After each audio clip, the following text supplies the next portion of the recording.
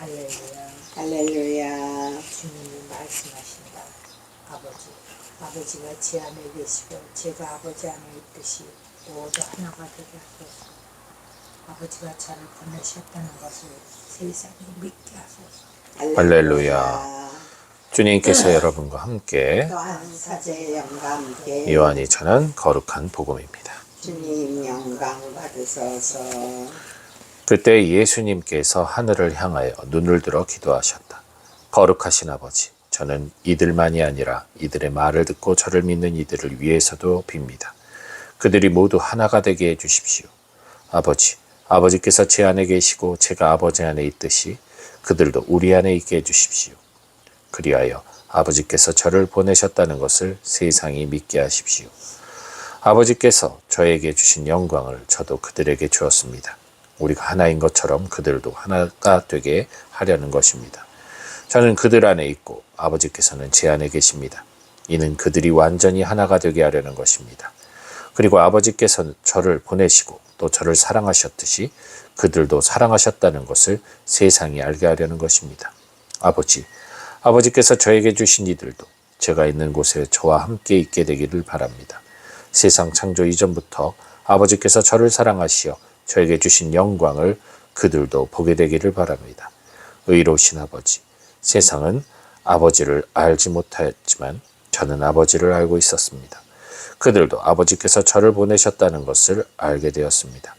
저는 그들에게 아버지의 이름을 알려주었고 앞으로도 알려주겠습니다. 아버지께서 저를 사랑하신 그 사랑이 그들 안에 있고 저도 그들 안에 있게 하려는 것입니다. 주님의 말씀입니다. 그리스도님 참여합니다. 예, 평화를 빕니다. 평화를 빕니다. 이제 지금 여기가 무안이잖아요. 그 무안의 아들 그러면은 무슨 의미예요?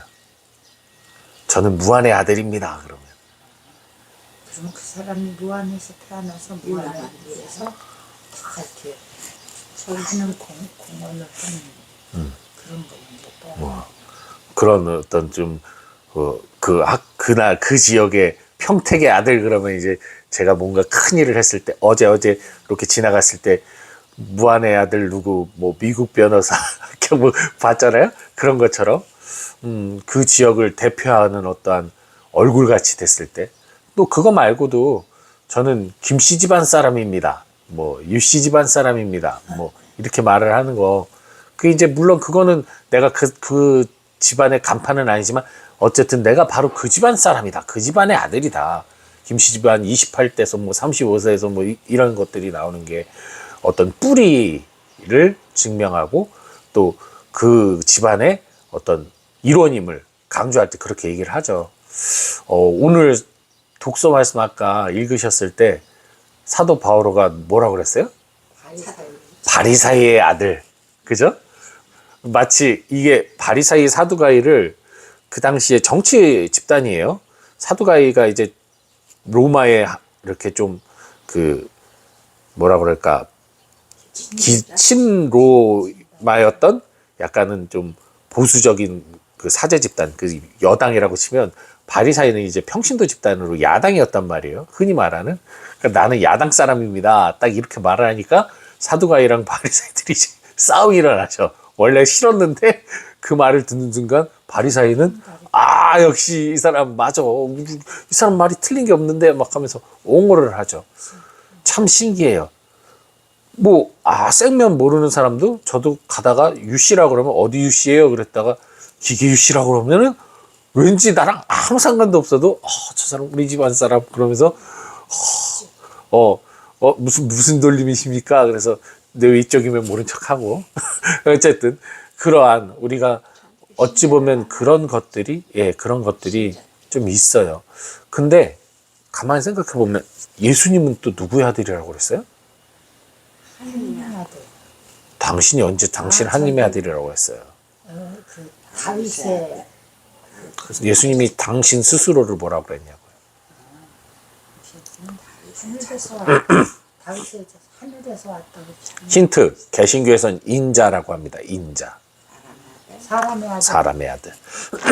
예수님은 당신 스스로를 사람의 아들이라고 했어요. 그 히브리어로 벤 아담이라고 해요. 벤 아담. 사람의 아들이 아담이에요. 아담의 아들, 아담의 후손. 아담이 뭐예요? 누구예요? 하느님이 만드신 첫작. 최초의 인류잖아요. 최초의 인류. 뭐 인간의 뿌리라고 할 수 있겠죠. 근데 예수님은 하느님이신데 왜 아담의 아들이라고 했을까? 그게 진짜 아담의 아들이라는 뜻이 아니에요. 뭐 아담의 뭐 저기 피를 이어받은, 물론 이제 뭐 성서에선 그렇게 말을 하지만 아담, 아브라함, 다윗, 뭐 야곱, 다윗 뭐 거쳐서 그 후손으로 예수님이 태어난 거니까 아담의 후손이라고 표현할 수 있겠죠. 하지만 아담의 후손은 모든 이가 되겠죠. 근데 예수님이 왜 아담의 아들이라고? 이것은 당연히 어떤 관용적인 표현일 거예요. 제가 아까 미사 서두에 말씀드렸던 것. 어머니가, 이모가 한 할아버지, 할머니, 외할아버지, 외할머니에게서 태어났어요. 근데 이렇게 성격이 달라. 저도 같은 아버지와 어머니를 뒀는데 저희 형하고 저하고 성격이 참 달랐어요. 한 배에서 나왔는데 이렇게 다를 수가 있을까? 근데 어쨌든 달라요. 둘이 참 제가 볼 때마다 어떻게 이렇게 다를까? 근데 어쨌든 그리고 그분들도 다 조상이 있고 올라가다 보면은 제가 아까 누구에 이른다고 그랬죠? 아담의 이르고 하느님에 이른다고 그랬잖아요. 예. 계속 조상으로 타고 올라가다 보면 결국 우리의 시원은 하느님일 수밖에 없죠. 내 부모님이 없었으면 내가 없었듯, 내 할머니가 없었으면, 할아버지가 없었으면 내가 없고, 중조, 고조 쭉 올라가다 보면 그 시작은 결국 하느님에 이르러요. 이 아담이라는 관용은 시작이에요. 결국 시작. 예수님은 시작의 아들이에요. 즉 시작도 마침도 없으신 유일한, 우리 인간에게 있어서 유일한 출발점은 하느님일 수밖에 없거든요. 인간이란 존재가 이성을 깨닫고 뭔가 나와 너를 구별할 수 있을 때, 그때 그 가장 첫머리에 있는 분은 하느님이거든요. 그래서 가만히 생각해 보면 아기들도 처음에 아기가 엄마에게서 태어났을 때 아주 짧은 시간 동안은 나와 너의 구별이 안 돼요. 그냥 엄마와 함께 있던 존재였기 때문에 자웅동체처럼 이게 구별이 안 돼요. 식별이 되는 순간 이제 절망이 오는 거죠.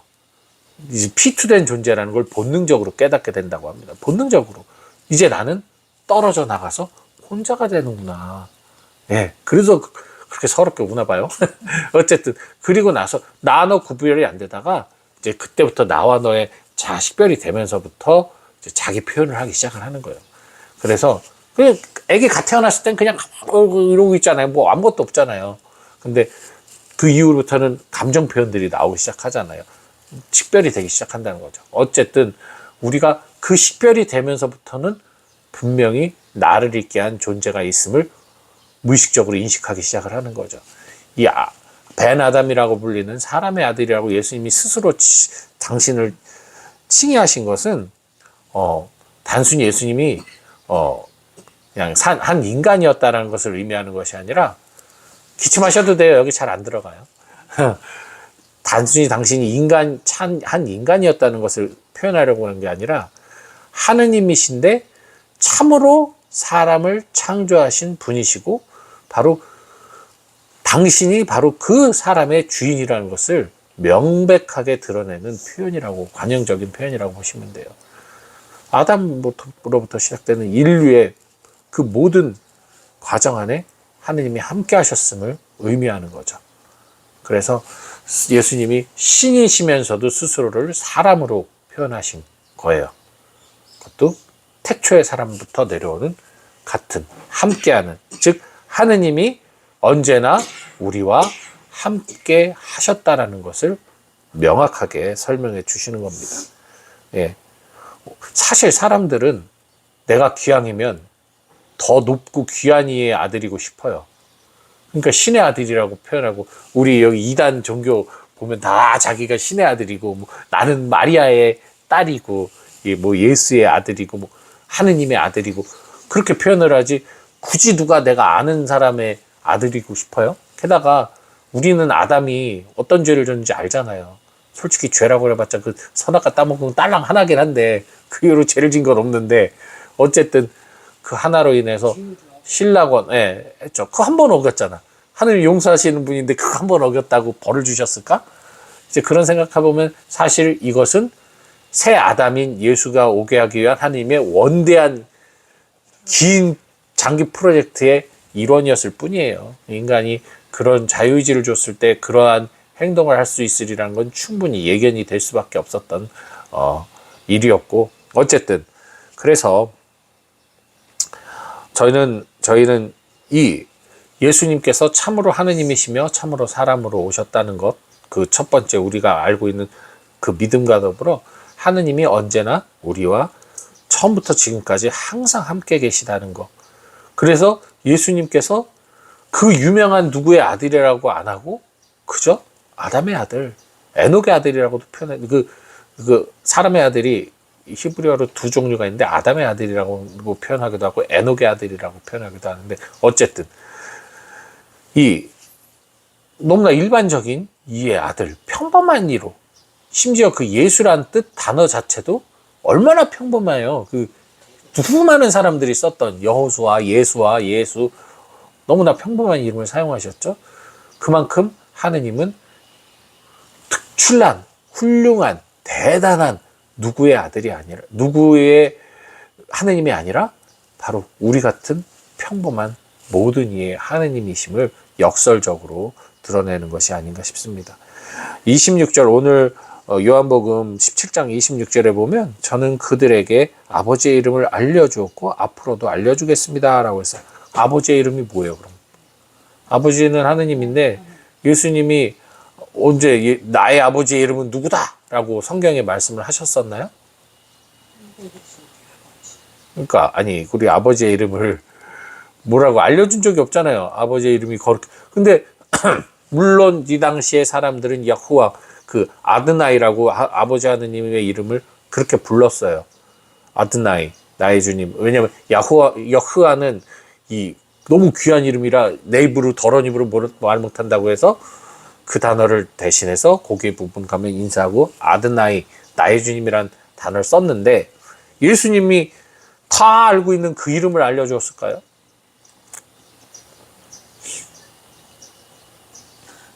성경에는 예수님이 한 번도 그냥 그죠? 야외라든가 그런 게 아버지의 이름을 알려준 적이 없는데 저는 그들에게 아버지의 이름을 알려주었고 앞으로도 알려주겠습니다 라고 했어요. 이게 뭘까요?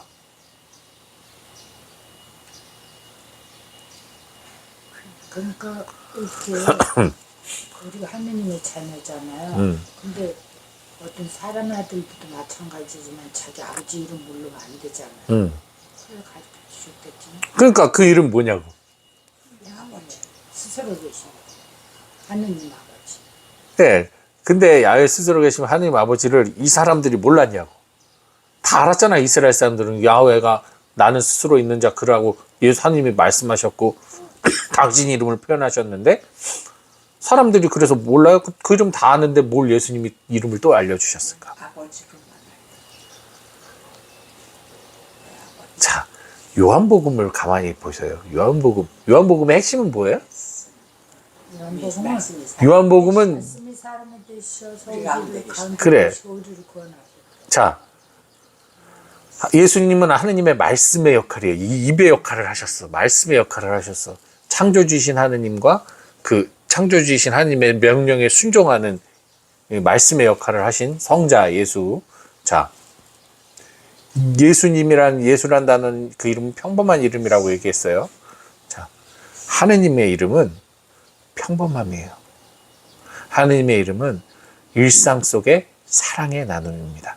예수님께서 지상 명령으로 모든 피조물에게 복음을 선포하라고 그랬고 그 복음은 뭐예요? 서로 사랑하여라 하잖아요. 하느님을 사랑하고 서로 사랑하는 이 사랑이라는 것이 하느님의 존재 자체고 하느님의 본질이에요. 사랑의 창조주시잖아요. 그래서 사실 하느님을 가장 잘 표현할 수 있는 것은 바로 사랑입니다. 그래서 우리가 사랑을 나눌 때 하느님의 이름이 거룩히 빛나게 되는 거예요. 근데 이것이 엄청난 사랑, 대단한 사랑, 막 100억을 기증해서 성당을 짓고 막 하는 그런 대단한 활동이 아니라 우리의 소소하고 작은 일상 속에서 서로 사랑을 주고 나누고 서로 이해하고 서로 배려하고 서로 감싸고 인내하고 참고 참아주고 하는 이 모든 것들이, 사랑의 이름 안에 행하는 모든 것들이 아버지 하느님의 이름을 거룩하게 만든다는 거예요. 대단한 게 아니라. 그래서 우리가 하느님의 이름, 평범한 사랑, 예수님이 사람의 아들이라고 표현했듯 평범한 존재로 당신을 계시하셨듯 이 평범한 일상 속에, 평범한 저희의 삶 속에 함께 하시는 진정한 서민 하느님, 바보 하느님, 이 하느님이 우리의 주님이심을, 우리를 위해 목숨을 바치는 바보 하느님이시잖아요. 세상 어떤 신이 그런 신이 있어요. 예, 누구 위에 군림하려고 하지 누구 밑에 깔리는 신이 세상에 어디 있습니까? 이 평범한 일상의 하느님, 또 사랑의 하느님, 그리고 바보 하느님을 우리가 사랑한다면 우리가 스승보다 높을 수 없죠. 우리도 바보가 되어야 되는 겁니다. 예, 우리가 자꾸만 근데 신앙생활 하면서 똑똑해지려고 하죠. 잘나지려고 하죠. 남들보다 나아지려고 하죠. 그렇게 애쓸 필요 없어요. 하느님을 알면 알수록 바보가 되는 삶, 그것이 진정한 사람의 아들을 따라가는 평범한 신앙의 삶, 그러나 가장 위대한 신앙인의 삶이 아닐까 싶습니다. 네.